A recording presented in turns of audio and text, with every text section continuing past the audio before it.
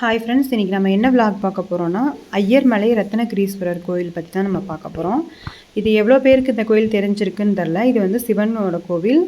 இந்த கோயிலோட மலையில் என்ன சிறப்பு அப்படின்னு பார்த்தீங்கன்னா, 1000க்கு மேலே வந்து படிக்கட்டுகள் இருக்கும். பழனி மலையை விட வந்து இது வந்து செங்குத்தலாக இருக்கும். ஏறுறது கொஞ்சம் கஷ்டப்பட்டு தான் சிவனை பார்க்கணும்.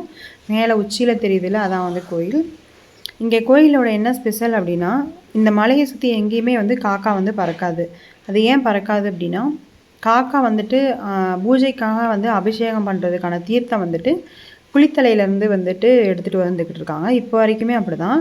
பஸ்லேயோ வண்டியிலையோ கார்லேயோ தீர்த்தம் எடுத்துகிட்டு வர மாட்டாங்க. 1 கிலோமீட்டருக்கு ஒரு ஐயர் அப்படின்னு சொல்லிட்டு ஐயர் வச்சு அங்கேருந்து அவங்க வந்து தலையில் வந்து தீர்த்தத்தை எடுத்துகிட்டு வந்து தான் மலை மேலே ஏறி தான் அபிஷேகம் பண்ணிகிட்டு இருக்காங்க இப்போ வரைக்கும் சிவனுக்கு. அப்படி எடுத்துகிட்டு வரப்போ காகம் வந்து தட்டி விட்டு இந்த தீர்த்தமெல்லாம் கொட்டினதாக வந்துட்டு சொல்கிறாங்க. அதுலேருந்து இப்போ வரைக்குமே வந்துட்டு இந்த மலையை சுற்றி வந்து காகம் எங்கேயுமே பறக்காது. அப்படி பறந்துச்சுன்னா எரிஞ்சு சாம்பலாயிடும் அப்படிங்கிறது வந்துட்டு உண்மை. இப்போ வரைக்குமே நாங்கள் போயுமே இது வரைக்குமே காகத்தை வந்து இந்த மலையை சுற்றி பார்த்தது கிடையாது. இந்த சிவன் கிட்ட என்ன ஸ்பெஷல் அப்படின்னா, இந்த சிவனோட நெற்றியில் வந்துட்டு மரகத கல் வந்து பதிச்சிருப்பாங்க. திருவிழா சமயத்தில் போனோம் அப்படின்னா நம்ம வந்து சாமியை வந்துட்டு தரிசனம் பண்ணுறப்ப பார்க்கலாம். மரகத லிங்கம் வந்துட்டு சிவனோட நெத்தியில் இருக்கும். இந்த பாறையை பாருங்கள், எவ்வளோ வந்து ஒரே ஒரு கோயில் பிள்ளையார் கோயில் இருக்கும். அது அந்த பேலன்ஸில் தான் வந்து இந்த பாறை வந்து நிற்கிது. கீழே தான் இந்த மலையில் ஏறி சாமி கும்பிட்றது ரொம்ப கஷ்டம். ஆனால் ஏறி சாமி கும்பிட்டோம்னா மனசு ரொம்ப ரிலாக்ஸாக இருக்கும். சிவனை பார்க்கறதுக்கு கஷ்டப்பட்டு போய் பார்க்கணும். திருவிழா சமயத்தில் வந்துட்டு சிவன் வந்து கீழே வருவார். தேர் நடக்கும், சித்திரை தேர் விசேஷமாக இருக்கும். ரத்னகிரீஸ்வரர், சுரும்பார் குழலி அம்மாள், இவங்க தான் வந்துட்டு இந்த தெய்வங்கள் இங்கே வந்து இருக்காங்க. பாறையெல்லாம் பாருங்கள் ஏறுற இடத்துல எப்படி இருக்குன்னு.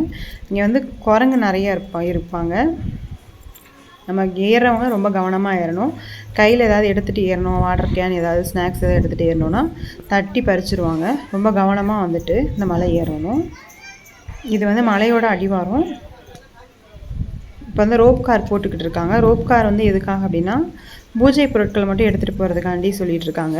பக்தர்களோட யூஸ்க்கு வந்து ரோப் கார் போடலை. கீழே இருக்க துர்கை அம்மன், எவ்வளோ குரங்கு வராங்கன்னு பாருங்கள்.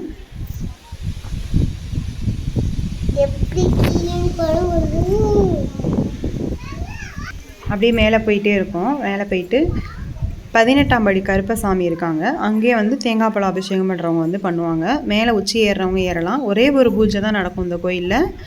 12 மணிக்கு உச்சி கால பூஜை, 12 மணிக்கு மதியம் வந்து 12 மணிக்கு நடக்கும். ஒரே பூஜை தான். அமாவாசை, பௌர்ணமி, சித்ரா பௌர்ணமி, சிவராத்திரி அந்த மாதிரி சமயத்தில் மட்டும்தான் வந்துட்டு நைட்டு பூஜையும் நடக்கும். மற்றபடி எப்பயுமே வந்து இந்த கோயிலில் ஒரே ஒரு பூஜை மட்டும்தான் நடக்கும். ரொம்ப சிறப்பான சக்தி வாய்ந்த சாமி.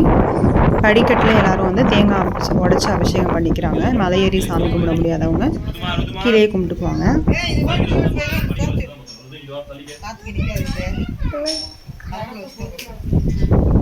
அவங்கள சாமி கும்பிட விடாமல் குரங்குலாம் எப்படி வருவாங்கன்னு பாருங்கள். அவங்க உடச்சி சாமி கும்பிட்ட உடனே வந்துட்டு தேங்காய் வாழைப்பழத்தை எடுத்துகிட்டு போயிடுவாங்க.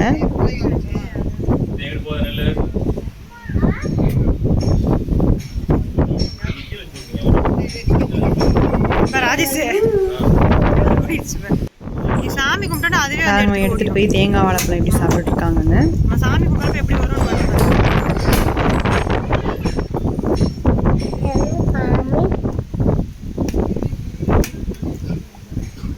இந்த வீடியோ பார்க்குறவங்க யார் யார் வந்துட்டு இந்த கோயில் பற்றி கேள்விப்பட்டிருக்கீங்க, கோயிலுக்கு போயிட்டு வந்திருக்கேன் அப்படின்றவங்க கமெண்ட் பண்ணுங்கள்.